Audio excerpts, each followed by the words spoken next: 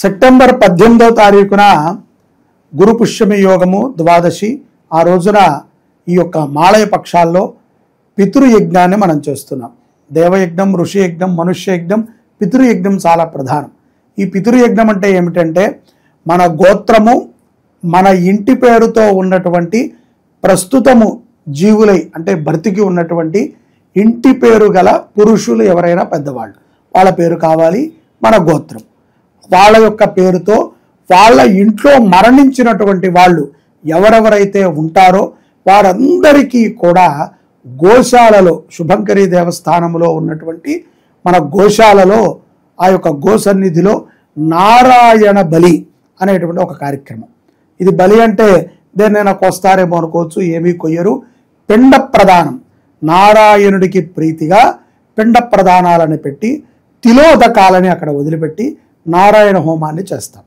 దీనికి నారాయణ బలి అని పేరు. ఇది చాలా విశేషముగా అకాల మరణాలు చెందిన, ఏదో ప్రమాదవశాత్తు మరణం చెందిన, ఆరోగ్యం బాగోలేక మరణం చెందిన, దీర్ఘకాలికంగా మంచం మీద ఉండి మరణం చెందిన పితృదేవతలకి మోక్షాన్ని ప్రసాదించేటువంటిది నారాయణ బలి. ఇది సామూహికంగా 18వ తారీఖు గురువారము పుష్యమి నక్షత్రము ద్వాదశి రోజున మన శుభంకరి దేవస్థానంలో జరుగుతోంది. ప్రతి ఒక్కరూ నమోదు చేసుకోండి.